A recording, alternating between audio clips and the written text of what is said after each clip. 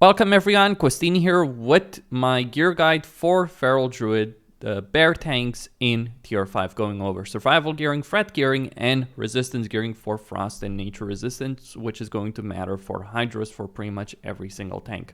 Though whether or not the guilds will use Feral Druids for the sake of frost or nature resistance tanking is up to debate. They can do it, though they have certain gear issues that paladins and warriors don't have, and in fact may be pretty weak because of that, because they don't have a specific crafted set for frost or nature in TBC, though they can make do with some other items. But anyway, with survival gearing, you will want to get pretty much, like ideally, you would want to get your hands on every single tier piece. Helm, shoulders, chest, gloves, pants. Now, realistically, these pieces individually are really good. They have high stats, high armor, all that. The problem is this, that you're not necessarily going to see a high priority for Feral Druids on these tier pieces. And even when Feral Druids do get them, would they necessarily want to use them for survivability? Or could they use them for threat and use tier 4 for survivability? Why do I make this point?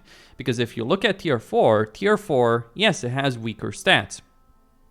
In some cases, in many cases, but you also have that 4-step bonus, which gives you 1400 armor in bear form and dire bear form, which is maybe not quite enough to make up for the armor that you gain on tier 5 versus tier 4, but it certainly makes tier 4 very, very viable for Feral Druids. So ideally, you would get tier 5, and you would get as many tier 5 pieces as possible, all of them, ideally. So, if you're getting all the tier 5 pieces, I mean, there's not much really to talk about. Helmets from Va, shoulders from Void Reaver, chest from Kael'thas, gloves from Leofras the Bind, and pants from Karafres. Now, you would want to use, even for survival gearing, you still want to use the 12 agility, 3% increased crit damage. You would want to make this meta gem work. It requires, like if we look at it, it requires 2 red, 2 yellow, 2 blue gems. And on top of that, you would also want to have a certain amount of hit. So in this case, 6%. You can go all the way to 9%. I think that's exaggerated. Because if you don't have a balanced druid, then physical DPSers are going to be doing less DPS, ergo less threat. So even if you don't have that 9%, it's not going to matter as much. 6% is fine enough for tanks. So, you know, there are ways to get it all the way to 9% if you so desire. Neck is Freight Tether of the Drowned from Karafres, 45 stamina, defense rating, hit rating. It's really because of the hit rating and high stamina, though there's also some other choices available, including the PvP neck, the Veterans PvP neck, which you will be able to acquire for honor. And I have the Storm Marks of Honor. Cloak, Gilded Thorium Cloak from Terrestian Ilhoof, which has a lot of armor, 30 stamina, 12 agility cloak, and 24 defense rating. Alternatively, you can also make do with PvP cloak, but obviously it won't have the same kind of armor, and that armor is very vital. Bracers, Veterans Leather Bracers are some of the best available for you. There's also an alternative in having the Forest Heart Bracers, but I do feel having Veterans Leather Bracers, just because the resilience is the better choice. But your alternative is getting the Shatterhold's Heroic ones if you want higher armor. And there's, of course, some other choices as well if you want to go for them. Staff, weapon. There's multiple weapons. You can still use the Ilhoof one, but if for the sake of survivability, you want to get the, I believe it's a trash drop in SSC, the Wild Fury Great Staff. It has 500 armor, 75 stamina, 54 dodge rating, and almost 1000 attack power in Cat, Bear, and Dire Bear form. Belt of Natural Power, which is a crafted item from Leatherworking, which gets added, I believe, with Phase 2. Boots of Natural Grace, also a Leatherworking item. So with Tier 5, you get the belt. The recipe of the belt is BOP, the item is BOE. and I believe it requires nether vortexes if I'm not mistaken. The boots, the recipe is BOE, the item is BOP, but doesn't require nether vortexes. Rings, shapeshifter signet is something you'd want to use in every set, though of course there's other survival rings if you so desire. Like if you want to min-max your survivability, you can go for any armor ring that's available, like the Ring of Unyielding Force or some other choices, like Adal's Signet of Defense. There's choices available. Trinket-wise, you have Spyglass of the Hidden Fleet, which drops from trash, since druids likely won't be engineering. Just doesn't give them the same advantage as warriors and paladins, just because they can't use grenades quite as readily. So Spyglass of the Hidden Fleet is a good option. Doesn't have quite as much stamina, but 5 less stamina, trash drop, and you don't need a profession, makes it really good. And your other choice, Time-Lapse Shard from Keepers of Time Exalted, which gives you stamina, and Resilience, which helps you with crit cap. And then you have Idol of the Raven Goddess. Like, there's other choices available if you so desire. Like, you have the Idol of Brutality if you want to use that. But if this becomes available in Phase 2, as people have said, then this is the one that you want to go for. It gives you 20 crit strike to your leader of the pack aura, which means everyone in your group is getting 20 crit strike. That's why it's the best relic available, or the best idol available. And if we look at this in dire bear form, it has 30k armor, so not quite to 74%, 75%, 16k HP, 36%, 37% dodge with 6% hit and 5 expertise. You will do solid threat. You might have some rage issues on a lot of bosses, but this is the kind of set you wouldn't use a lot of the times. You would only use it in very specific situations, like maybe on Carafres or Morgrim, or if you're doing McFerrin, something like the tanky McFerrin is where you'd use it. But most of the time you wouldn't use a set like this. What instead you would use is something like this. Now, I had a conversation on the subject of a threat set for Feral Druids with one of the main Druid tanks in my guild. Salad Baker's one of the top guilds in the world. And he said this to me: you can't just go balls to the wall on threat. It is important to have hit cap with a boom cannon raid. It's important to have expertise, but you can't just sacrifice everything on the altar of threat. And I think a lot of tanks are doing that right now.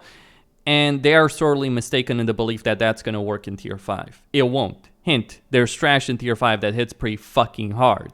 More so than bosses in Tier 4. Most bosses in Tier 4, and even on par with, something like Prince Malchazar or even Nightbane. Not quite the burst of Nightbane with the cleave, but can hit pretty hard. So you have to be aware of that. And what this really amounts to is you do not want your armor to go too low. Like this set has hit cap, has more expertise, has a lot more threat.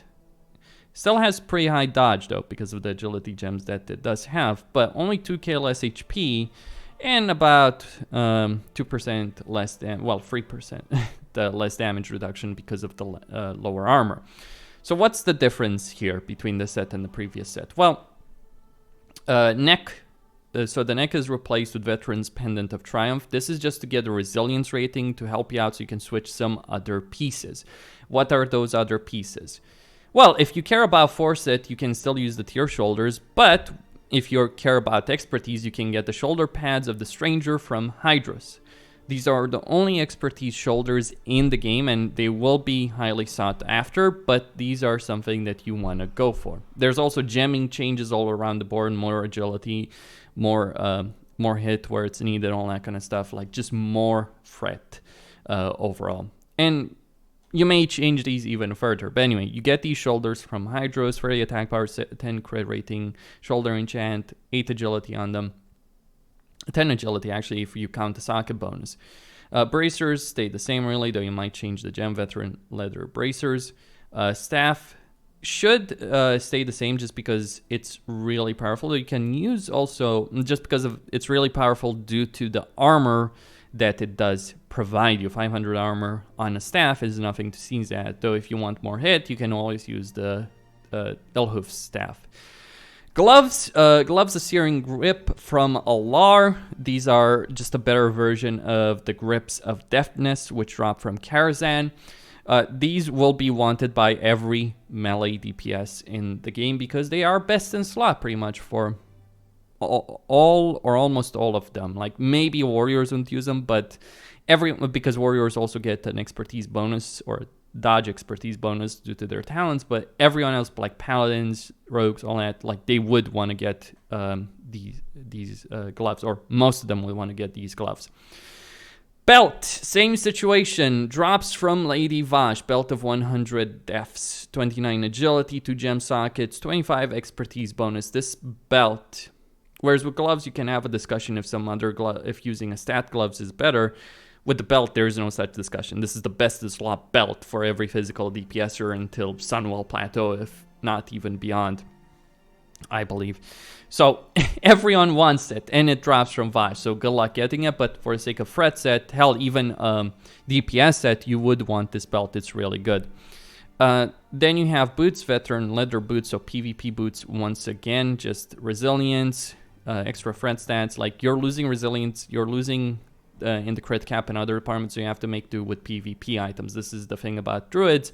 You're playing one, you want to play one well, you have to at least farm battlegrounds to get these kind of items. I draw the line on arena, but I don't think there's an excuse for anyone not to farm battlegrounds at least, especially since Blizzard is going to pretty much permanently introduce the same faction battlegrounds, so actually queuing up won't be too big of an issue. Rings should stay the same. You can switch the Violet Signet of the Great Protector for something else. You can use some other ring, but it's still a really good, solid ring, and it does have that defense rating which you might need. Trinkets is something of a discussion. Tsunami Talisman is generally considered the best because it's basically an hourglass from Black Morass, just better. It gives you crit, it gives you hit, it gives you a chance on critical hit to increase your attack power, so that's really good. And the second trinket slot, you do have plenty of choice. Like you can use Drake Fang for the sake of Fret, you can use Bloodlust Brooch, but personally, I am partial towards Icon of the Unyielding Courage because it does have hit, and the unused effect is great. The unused effect will boost your damage by about 5% for 20 seconds, so that's a significant chunk of burst Fret in particular, so that's a really solid bonus that you can get there with Icon. That's my view at the very least, and I think that warriors and druids should certainly get this, even if they're not going to use it all the time. Some people will argue in favor of Bloodlust Brooch. And the idol remains the idol of the Raven Goddess from the Epic Mount quest for druids. You don't need, I believe, you don't need to be the one actually doing this. You can have someone else summon it for you. So you just need to find a druid. Even if you don't have Epic Flying Mount, you can get someone to help you out.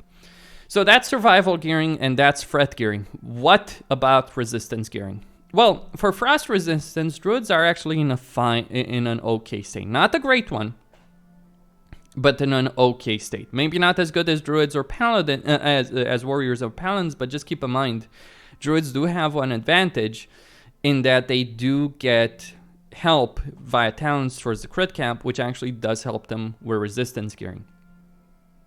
So when you're looking at what items do I want? Well, you want to get 20 frost resistance on a helmet. It doesn't matter which helmet it is, and you may not want to use a tier helm for this, but you want to get 20 frost resistance on a helm. Neck pendant, the following, crafted by jewel crafters, very frost resistance, so 50 frost resistance from helm enchant and the neck. Shoulders can be whatever, just as long as, though you may need to use the defensive shoulder enchant just to be able to get to the crit cap. Or there are other ways you can make that work. Like this shouldn't be taken as a Bible, right? You shouldn't just say, oh, I need to get this exact set. There are options here. But when it comes to Glacial Cloak and the polar pieces, the polar tunic, polar bracers, polar gloves, polar leggings, as well as the ring. These are all crafted items that require Naxxramas mats, which you can buy. They're not that expensive. In fact, making the set would be significantly cheaper than making a plate set for a warrior or a paladin. So these items are all crafted items. There's some other pieces as well that are drops in Naxxramas, but I don't necessarily believe in putting those there because how many people are going to just go in Naxxramas and do it just for the sake of, a helmet with frost resistance and hoping that's not realistic at all. So you rely on the crafted items frost resistance cloak, 24 frost resistance, tunic, 40 frost resistance, bracers, 20 frost resistance, gloves, 30 frost resistance with 8 frost resistance armor kit, pants, 40 frost resistance with 40 stamina, 12 agility, crafted ring or quest ring, really, it's a quest, 25 frost resistance, and the frozen eye from jewel crafters. Now and on top of that, you're using strangle staff, the general leather belt, leather boots. You can get obviously the veteran pieces, but these are meant, this gear set is meant for you to be able to have on the day that tier 5 comes out. So that's why there's it's the general ones instead of the veteran general ones, the veteran leather belt, which obviously would be better. But those you would have to, I guess some people would be able to buy them the day it comes out, but still. And then icon for the hit and time-lapse shard because of the resilience. You can obviously switch your trinkets around, and idol of brutality. Again, this set is made for the day tier 5 comes out. It's not necessarily meant for long term. Now, this set has 272, and where do I get 10? Oh, never mind, not Torrent, of course. So the frost resistance here, 272 frost resistance, right? But you need 295. How do you get to 295? Well, the way to get to 295 is to use a flask, Chromatic Wonder, which adds 35. It is available, I believe, for purchase, and it gives you 35 resistances across the board, and you can use that. Like, it's not too big of an issue for a druid or a warrior to use a resistance flask, because they can then swap to using elixirs. In the case of druid, you very much would want to use elixirs, I believe, versus using flasks. So druids are perfectly fine in terms of getting frost resistance. Nature resistance, on the other hand, that's a different situation. Like, you make do for frost resistance with the next gear. You can get even some more pieces like helm or shoulders. That's not too big of an issue. For nature resistance, that is a different affair, and there are no good choices. And the options available are kind of ridiculous. Now, this is for a Tauren. If you're playing a Night Elf, you would approach things in a bit of a different fashion just because you would need more resistance. So, but what's the situation here? Well, you have the crafted pieces, such as they are dependent, the Withering, the Natural Ward, and otherwise you're using the same kind of items. But outside of that, your only real options are to use green items. Like in this case, it has Dragonhawk Tunic of Nature Protection. The chances of you getting Tunic, Pants, the ring, and Bracers, all at the auction house, pretty much nil. So what do? Well, you can get an extra item. Like, you can get any item to fill these slots, right? As long as they have nature resistance. Maybe you also sacrifice the gloves. Now, because this is a Tauren, I can get to 262. You only need 260 if you're using the Flask of Chromatic Wonder. So I can get 262 as a Tauren, but as a Night Elf and with some weaker pieces, you may be sacrificing the gloves. Like the Grips of Deafness are just there to help you with your fret. Armor doesn't matter. Druids are pretty weak when it comes to resistance fights, though they do have a good amount of HP. Paladins are actually the weakest resistance tanks, just because you have to sacrifice a fucking lot. And you are a tank that's very much dependent on having a lot of stamina, so resistance gearing, having less of that, is not really useful. So your options really are getting these kind of items. The helmet is also a crafted one. There are some better green helmets, like if I input something here, so nature protection random, like you can get some pieces with slightly higher if you so desire, but it's easier to get your hands on a Bram Bullwood helm. Or you can go with whatever random item you want. Those are also options, especially as a Night Elf, or if you don't get something like, if you don't get the Dragonhawk pieces. Like the Dragonhawk pieces are like the best ones, right? Or you can use Void Spheres, say on shoulders, to make up for that. You do want a helmet to put 20 nature resistance on, and that will do the job. But this calls into question whether or not druids are even good for the sake of nature resistance tanking, or whether or not you should use a warrior. Keep in mind, a warrior will take 16% less damage than a druid. And may have similar levels of HP. And will probably even do better fret because they have, because although warriors scale less with gear than druids do, they do have a much higher baseline fret than either druids or paladins. So that's what makes warriors great for that. But a lot of guilds are abandoning using warrior tanks, and they're trying to find a way to make druid tanks work. I'd say you can make a druid tank work pretty easily and not too expensively with frost resistance, not so much with nature resistance. Okay, so this is one path towards getting a frost resistance set and a nature resistance set, but it's not the only way available. It's not the only path forward. What other option exists? Well, there is an item, an AQ item, that a lot of people will hate to have to get, but it is available. And it's called the Petrified Scarab. This is from Bug Trio, if you kill them in a specific order. Remember that. Now, AQ is really annoying to have to do in TBC. I know. We all hate it. But it has 2 free, very powerful trinkets, at least 2 trinkets that are pretty much best in slot, like the Badge of the Swarm Guard and the Healing Trinket. And then you have the Fetish, which is useful in certain situations. But then you also have the Petrified Scarab. Now, doing Bug Trio, really annoying boss, even by the measure of having to do a Q in TPC because of fucking trinkets. But the Petrified Scarab gives you spell resistance increases your spell resistance by 100 for 60 seconds. Now, the downside is that whenever a spell hits you, this bonus is reduced by 10 resistance. Whether or not this works on Hydross, who does attack using magical attacks only, whether or not it works on Hydross is an open question.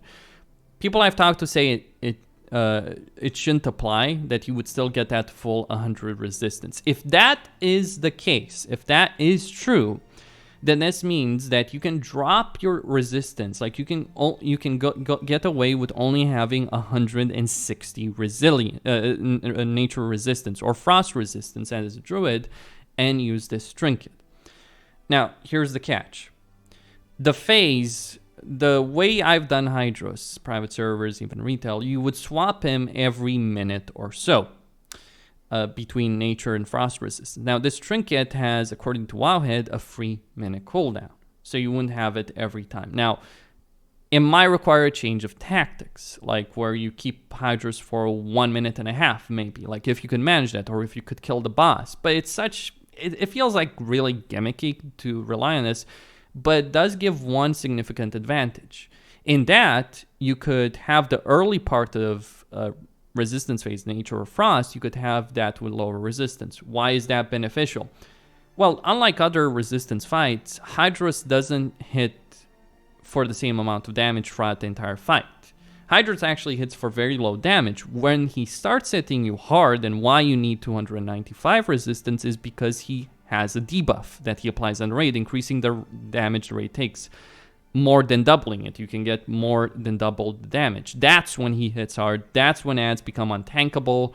That's when tanks start taking a lot of damage. That's the issue with tanking Hydross. So this trinket would be great from the perspective of having a trinket that you could end up in a situation of starting a phase with lower resistance, so you get more rage, because rage is going to be a big problem for warriors and druids if they go into the fight with very high resistance off the bat. With this trinket, you could just wait a couple of seconds, 10, 20 seconds, get Freljed, use it then, get that 1 minute resistance, and then, swap the boss. But the cooldown of it can create issues. Just be aware of that. It's not a perfect solution. There are no perfect solutions on this. The question is, what are you willing to sacrifice? I'll make a full video on tanking Hydross and the kind of options that are going to be available to guilds in the future. But suffice to say, you have the option of gearing up and getting 295 resistance, or you have the option when you're accounting for gear and flask, and then you get 70 from Mara, or you have the option of having 100 less than that and just relying on this trinket. Those are some of your choices as druid. Nature resistance is pretty problematic. Getting good pieces would be an issue, or fret would be lower because of that. You would suffer fret-wise. You would suffer, and your guild may suffer because of that. So it is a trade-off, a significant trade-off. I feel druids are in a good position to tank frost resistance. I don't necessarily believe that for nature resistance. Cosine here, signing out. Don't forget to subscribe, like, and enable notifications, and stay tuned for more.